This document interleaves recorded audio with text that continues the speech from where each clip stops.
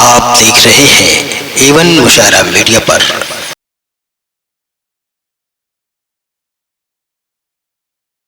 आइए इसी धारा को मैं और आगे बढ़ाना चाहता हूं। अभी गीत गजलों को आप सुन रहे थे। आइए ओज और सौर्य के एक ऐसे तेवर को आमंत्रित करना चाहता हूं। फैजाबाद जनपद से पधारे भाई वेद प्रकाश तिवारी प्रचंड जी हमारे बीच में है। बीरस के बहुत अच्छे कवि हैं। मैं उनसे निवेदन करता हूं आप लोग एक बार जोरदार तालियों से उन्हें आमंत्रित करें। माइक पर भाई वेद प्रकाश तिवारी प्रचंड जी।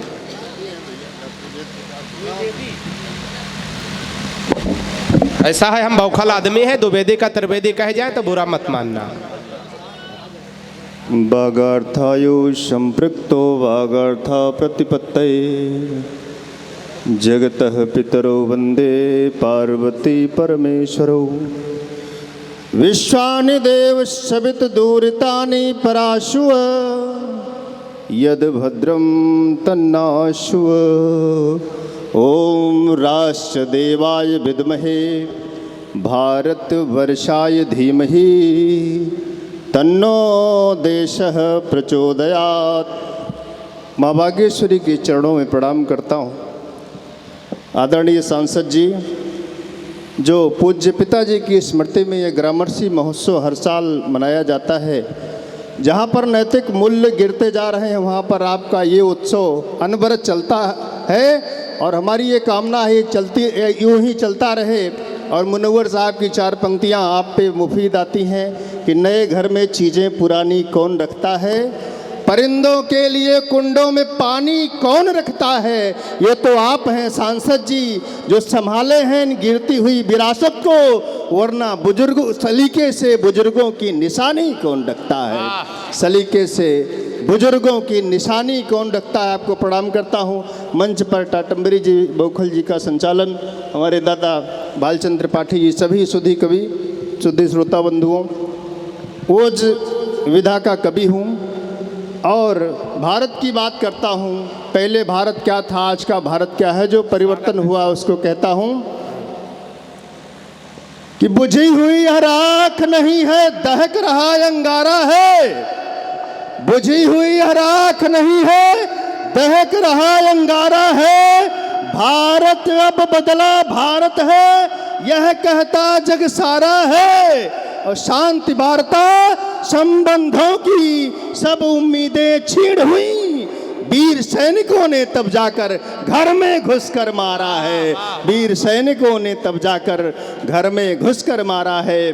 और आसमान में जब तक शोभित सूरज चांद सितारे हैं, आसमान में जब तक शोभित सूरज चांद सितारे हैं, दिग दिगंत सुरभित सुगंध से गुल गुलशन भी न्यारे हैं। राष्ट्र धर्म सबसे ऊपर है, बाकी सब उसके नीचे।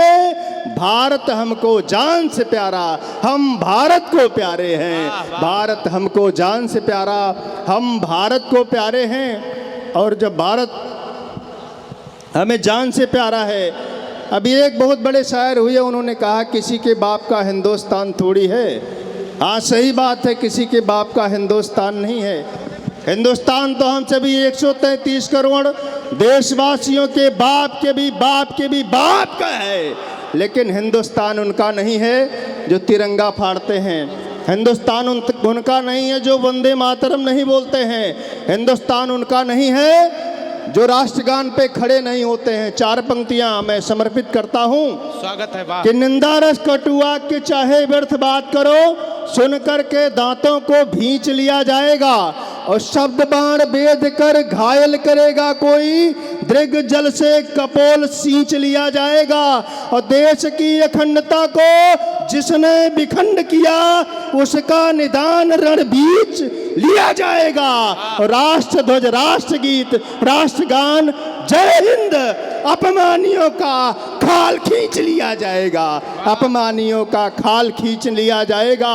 और देशभक्ति का प्रवाह मन में उठा हो बंधु, धूल को उठाइए लगाइएगा भाल पर।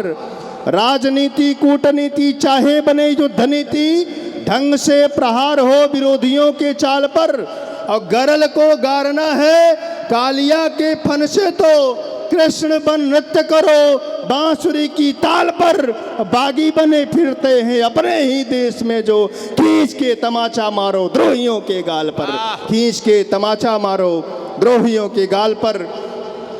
हमारे देश में कुछ राष्ट्रीय चरित्र हैं। एक राष्ट्रीय पप्पू है तो एक राष्ट्रीय महबूबा है। जब तक वो मुख्यमंत्री रहती है तब तक उसको भारत अच्छा लगता है, जब पद से हटती है तब उसको पाकिस्तान का पक्ष लेती है। उसकी स्थिति उस पत्नी के जैसी है जिसको खाना पति देता है, कपड़ा पति देता है, मोबाइल का रिचार्ज पति कराता है, लेकिन बात वो अपने प्रेमी से करती है। उसने कहा कि अगर धारा 370 हटा तो मैं कोई तिरंगा उठाने वाला नहीं मिलेगा। तब मैंने उसको जवाब दिया कि महबूबा कैसी महबूबा, घृणा सभी में भरती है। महबूबा कैसी महबूबा, घृणा सभी में भरती है। इस मिट्टी से प्यार नहीं या आतंकी से डरती है। और सनम बेवफा की करतूतें तुमने ही चरितार्थ किया है। भारत से रिचार्ज कराती बात पाक से करती है, भारत से रिचार्ज कराती बात पाक से करती। उसने कहा कि तिरंगा कोई उठाने वाला नहीं मिलेगा। तब मैंने जवाब दिया कि ईर्ष्या और बगावत वाला यह प्रभाव हम देखेंगे। ईर्ष्या और बगावत वाला यह प्रभाव हम देखेंगे।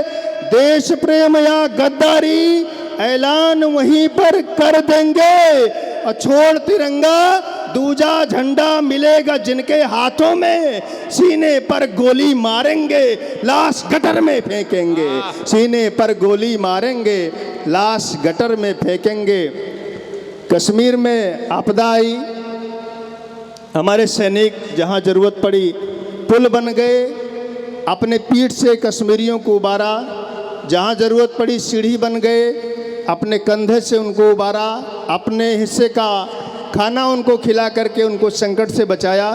और जब वो बाहर आए तब पाकिस्तान से उनको 500 रुपया मिला तो हमारे सैनिकों पे पत्थर मार रहे थे। तब मैंने कहा कि भारत से न, उनको चेतावनी है कि भारत से नफरत के अंकुर जहाँ जहाँ से फूटेंगे, भारत से नफरत के अंकुर जहाँ जहाँ से फूटेंगे, तुम तोड़ोगे तो तुमसे संबंध हमारे टूटेंगे।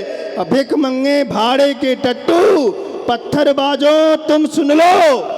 भिख मंगे भाड़े के टट्टू पत्थरबाजों तुम सुन लो। अब की जहाँ जहाँ पाएंगे पटक पटक कर कूटेंगे। अब की जहाँ जहाँ पाएंगे पटक पटक कर कूटेंगे। आप सबको बहुत बहुत धन्यवाद, बहुत बहुत प्रणाम। जय हिंद, जय भारत।